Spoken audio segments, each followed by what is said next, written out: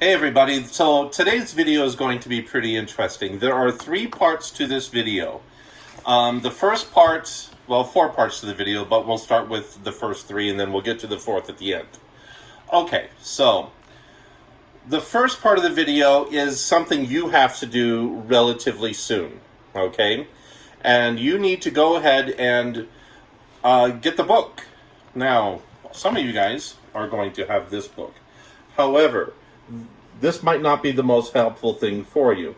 What you're probably going to need to do is go over here to where it has, and this is the screen, and there's, what this is, deals with the full access. And this is something that you have to do to enroll in this course. So what's happening in this course is that we're using this book, but we're also using Achieve. The thing is, you're going to be doing the access to Achieve digitally, not the physical book, okay? And so to access the, this right here, you need to go into and digitally enroll in the book. So in files, there is a location that you need to go to follow the directions in order for you to get access to the books. And essentially, now, I'm not an expert on this, okay? It's honestly changed every semester since I've been teaching. But basically, this is how you get access to what our coursework and how everything is going to work together between the textbook, Achieve, and you're going to use the digital one, and also the class materials, the Achieve stuff. So you're going to connect your Canvas account with Achieve, and I think there's some cost involved with it. The bookstore will contact you, but I recommend that you be proactive and you contact the bookstore itself. Again, there's a link. Follow the link. Read the PDF that is there. This comes directly from the school. Follow the directions that are there and gain access to the book. Okay? That's it. If you want to buy the physical book, I honestly don't care, but you still need access to Achieve. And second, if you do get a physical book, that's fine, but do not get anything other than this issue. Do not get the 3rd edition. That book is radically different than the 4th edition. And definitely don't get anything earlier than that. In fact, the 3rd edition is like twice as thick as this. So yeah. Fortunately, compared to past semesters, we only have 1 book and Achieve. That's it. But how nice is that? Okay. So, follow the links to the PDF. Follow those instructions. So that's the first thing. The second thing deals with the book. So in this book, there are 2 readings that we're going to be doing for essay number 1. Okay, so let's get down to brass tacks. 1102 is a research-based course. In a research-based course, you do research. Now, in paper number 1, I only am going to require 4 sources, okay? And the description to the paper will have links to where I want you to get the sources from. So your first 2 sources are going to come from the book, okay? The other 2 sources, one is going to come from JSTOR. There'll be a link provided for that. And the next one is going to come from Gale. There'll be a link connected to that. Can you have more sources than that? Yes, but I caution against it. This is a short paper. Too many sources makes a mess. Basically turns into mud and your paper becomes incomprehensible. So that's the key thing. Now, what I want you to do is to read the 2 sources from here. Okay, so I've got them already marked right there. How cool is that? And the first one is Andrew Cohen's Race and the Opioid Epidemic. So right here. And you'll be able to find it on page 97. The digital version is also page 97. And then the next one you'll want to access is Anna Holmes' Variety Show. Okay, so, and that's on page 217. So, I'm not going to go into detail about what the assignment is about right now, but what I want you to do is to read both of these papers very carefully, and then there is an assignment based on it. Okay? We'll get into the assignment later. Now, the trick is, how do we read carefully? Now, I know some of you guys are very good at, academic reading. But I'm going to actually do right now, this is a reaction video. We're going to react to, I'm going to react to, or you're just going to listen and I'm going to nod my head. Ooh, interesting. I mean, honestly, most reaction videos are stupid. But if there's something I'm going to interrupt you on and comment on, I'll let you know. And I'm really worried that the quality of the video is going to be sketch. I'm sorry. I'm trying I haven't done a lot of reaction videos, but I'm going to try my best. So we're going to just do it. And the video's a little long, so I'm not going to interrupt very often. That's 7.5 minutes long. That's not that long. So yeah, let's listen to that. And this will actually help you with your reading, not just on this course, but in other courses as well. So let's go ahead and start watching. Oh, by the way, this is by Gannon University School of Education, so it's an actual university. Wow. Not some crazed YouTuber. And there we go. So let's start watching. We'll take a look at 2 strategies that make for good readers and good writers. The first is active reading, and the second is close reading.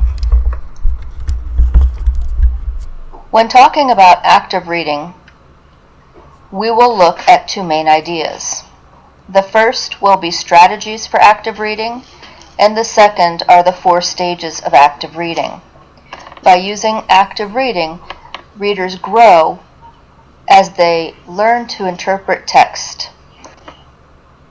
Remember, don't read homework like you read a magazine. When you read for pleasure, you're often doing it passively. Passive reading is done without active and critical mindsets. Active reading is using certain techniques to more fully engage with a text. When you read your homework, you want to be fully engaged. No passive reading. Good readers do many things at once. They infer, they think, they question, and they try to find the structure. As shown in this graphic, they use multiple parts of their personal strategies in order to pull everything together.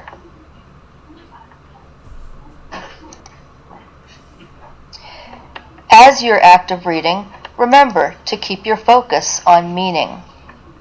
What any writer means can be interpreted in many ways by many people.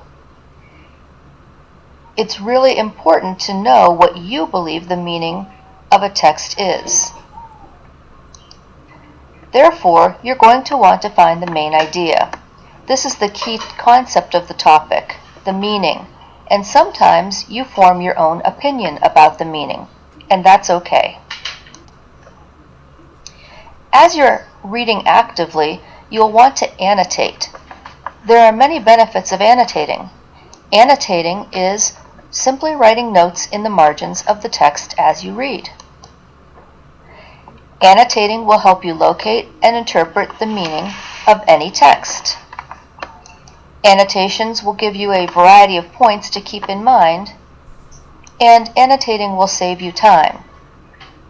As you can see, in addition to writing notes, you can also use highlighting. Here's an example of a paper that's been annotated. Okay, so I want to talk about something really brief that was just mentioned in the video.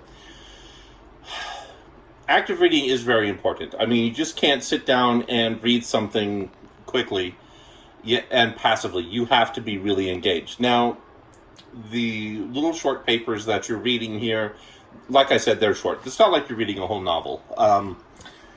I don't have an example right here, but I usually have to read a novel a week or more for literature classes. And I'm not talking little novels, I'm talking big ones. And they're difficult novels. They're not just fun, little, relaxing novels.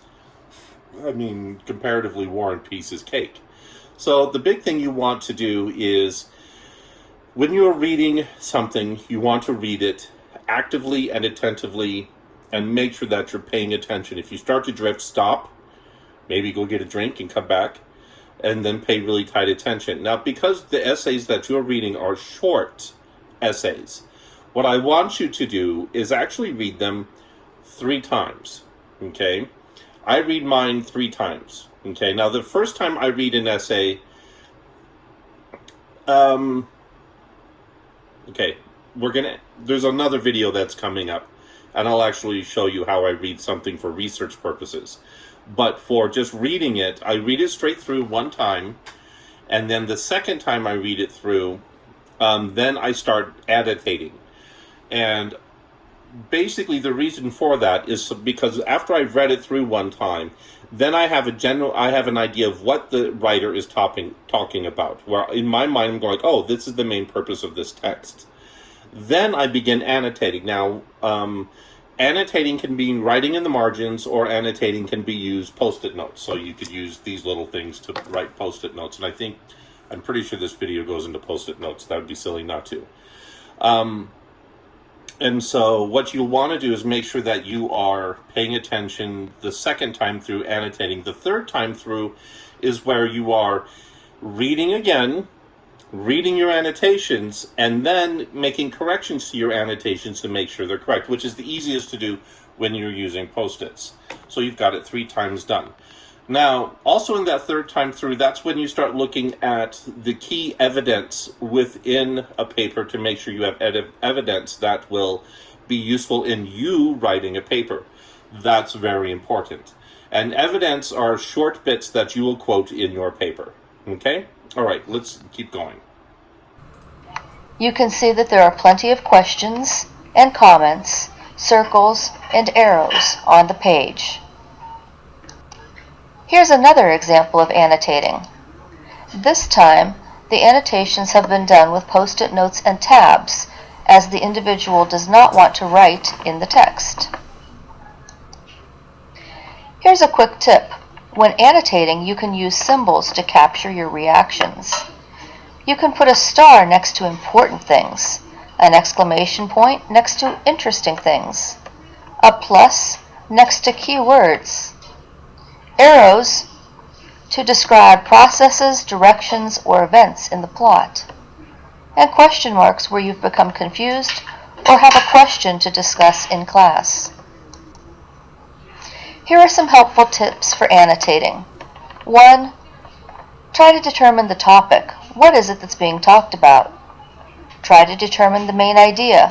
What is the writer's point? And 3. Find the supporting details. These are 3 elements of comprehension.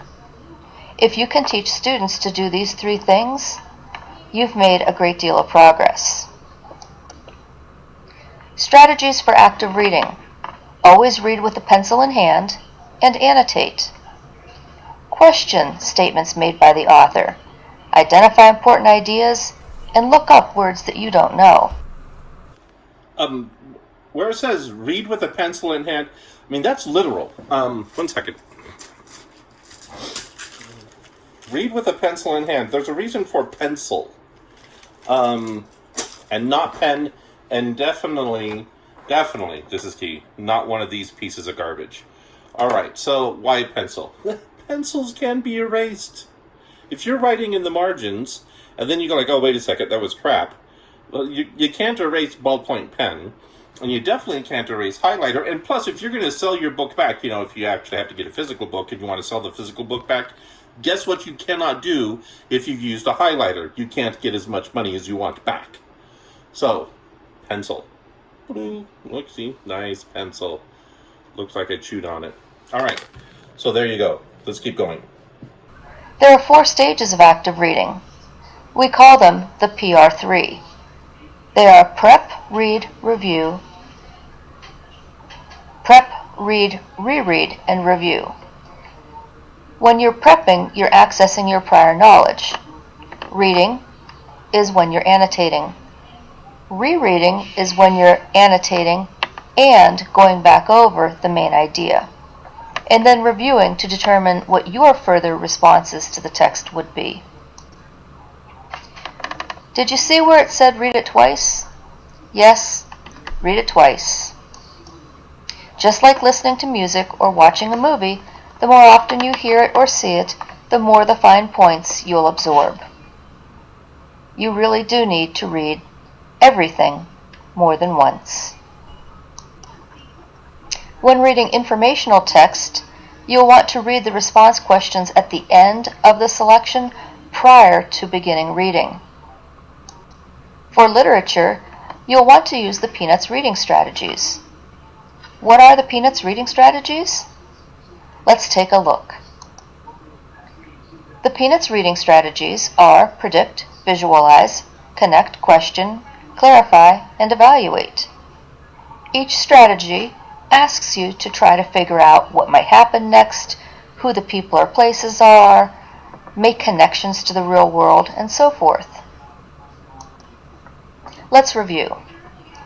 So far, you've learned about passive reading, active reading, annotating, summarizing. You've learned the 3 most important factors in a passage, how to find the topic, and the main idea. Now that we're finished reviewing, let's take a look at the second strategy, called close reading. When you create a close reading, you're going to ask students to take a look at a very small piece of text and read it carefully. Therefore, you should use a short passage. Make sure the students reread. Tell them to read with a pencil and make those annotations. And make sure they're asking the text-dependent questions like the Snoopy characters. It's okay for students and for you to struggle a little bit as you close read. It gives you something to talk about in a whole group setting when you come back to class. Remember to read like a detective and write like a reporter. Now that we've finished going through both active reading and close reading, I'd like you to use the strategies to read a text titled A Respectable Woman, written by... So yeah, A Respectable Woman by Kate Chopin. You're not required to read it. I've read it, but whatever. So we're going to stop there. Okay, so basically read, reread, and annotate. Read again for evidence and to correct your annotations. Okay. One of the key things that she mentioned in the close reading is to ask questions of the text. That's where you're reading like a detective. You're trying to answer the who, what, wheres, and whens, but you're also trying to look for motives, for deeper understanding, to try to figure out what's going on. So, and then next you're going to report it. Okay? So you're going to try to be as accurate in this as you possibly can. And since this is research-based, then you're going to go ahead and try to find research to support basically what you think are the key things found within the text. Don't try to bring a preconceived notion to the texts. Find something within the text and work on that. Now, the interesting thing about this is, once you've done that, you're going to very easily reveal just who you are personally through the text. None of you are going to write the same papers. And that's the reason why this strategy is going to be used, because each one of us is different. We are all going to read the same thing, but we're going to come up with different approaches. Okay, so there you go. There's that video. Now, here's the assignment. What you're going to do is go to the discussion post, and you're going to write 2 paragraphs regarding both papers. What are the key, basically key thoughts, key terms, key ideas behind both papers, okay? And then I want you to write a reaction to them, how you feel about those key concepts that you found in both papers, okay? Please remember, there's no right or wrong in this, all right? So go ahead, take a careful look, read both of them, like I said, I recommend 3 times. Over the last couple of years, I've read both of them more than 3 times. So please read carefully, pay attention to what's there, and then please go and do the discussion post. Remember, if you're the first person to do the discussion post, that means you need to go back later on and react to someone else's discussion post so that you can get the full credit for doing the discussion post. Because if you don't react to other people, you only get half the credit. All right, thanks so much for watching. You guys have a great day. Bye.